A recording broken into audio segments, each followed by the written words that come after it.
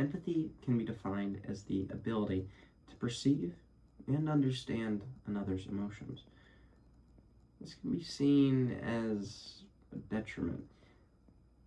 I mean, animals evolved solely for the purpose of survival, right? But empathy is actually the key to survival for a lot of social species.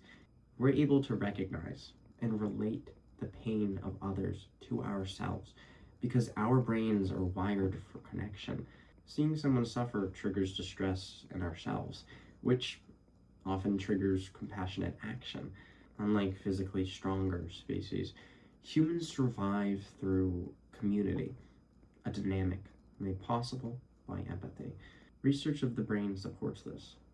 When we perceive or observe somebody else's emotions, our motor and sensory regions of the brain mirror this experience, allowing us to feel the other's distress. Now, that mirroring is what allows us to empathize.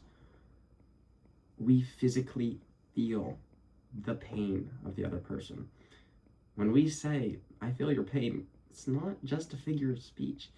Now, the real question is, and the one we're here to investigate today, is how is this exhibited in non-human animals?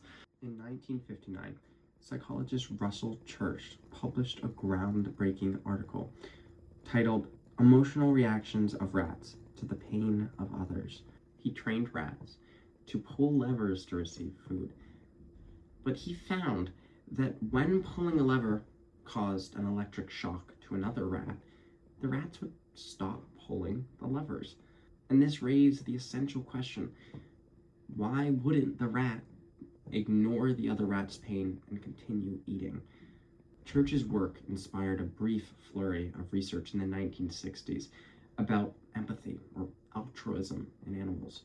In 2015, Sato and his colleagues initiated another test to see if rats would help each other out of altruism or empathy. They placed one rat in a small pool of water, something rats find extremely distressing, and another rat nearby with access to a door. The free rat quickly learned to open the door and rescue their fellow rat. However, when the rat was in the ground area with no distress, the free rat would not open the door to help, indicating that perceived distress of their peers is a necessary condition for helping to occur. Now, in the wild, animals exhibit this same behavior, such as in 2008, when researchers came across a pod of about 400 dolphins, including one that looked really hurt. The researchers found that several other dolphins came to her aid, diving beneath her and creating sort of an impromptu raft. The dolphins supported the female so that she could breathe above the surface of the water, but she inevitably died. The dolphins remained by her side until she sank. Another example is chimpanzees. Chimpanzee conflicts are brutal, but what happens after is remarkable. Chimpanzees will consult each other after losing a fight, as the loser may be embraced or groomed by another member of the chimp family, sometimes even just sat next to, like a comforting presence. And this behavior is shown to reduce stress hormones. So chimps don't just sense distress, they deliberately ease it. So obviously what I'm putting together is that the survival of a group actually ensures the survival of an entire species. You've probably heard of survival of the fittest before. Many people think that what this means is that the strongest or the fastest will survive. But this is not what Darwin meant. What he meant is how an organism adapts to the environment and passes on their genes to ensure the survival of the species. And we have found that empathy is one of the strongest tools for ensuring the survival of a species. So meerkats, for example, they live in these tight-knit family groups in the deserts of Africa.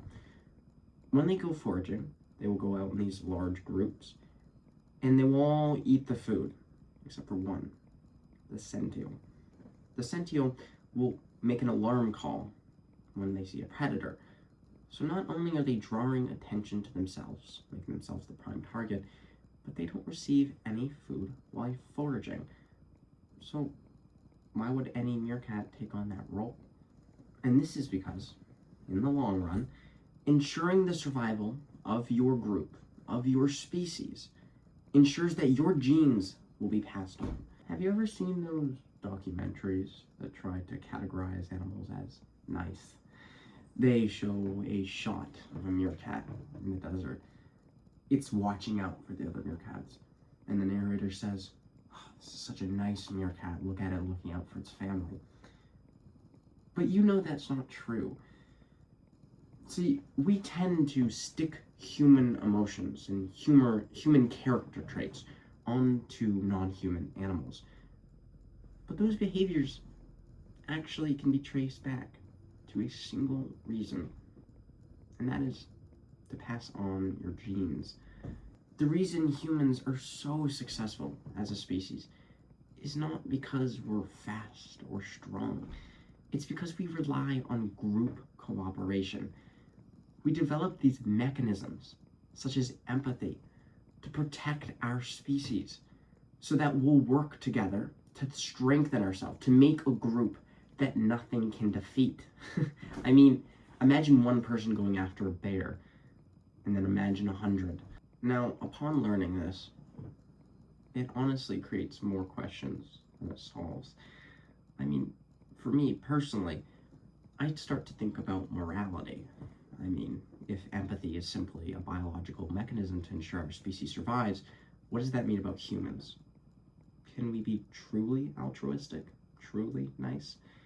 Or is everything self-serving or group-serving for survival? I'll cover that in another video. The last thing I'm going to cover, which still kind of remains a mystery, is interspecies altruism.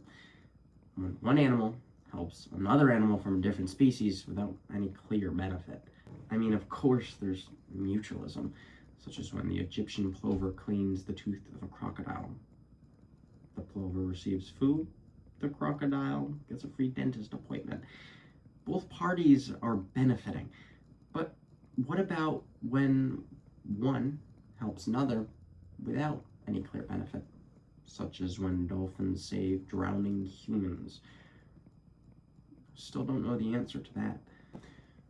A key example of this is that humpbacks have been found straying off their normal path upon hearing the distress call of seals.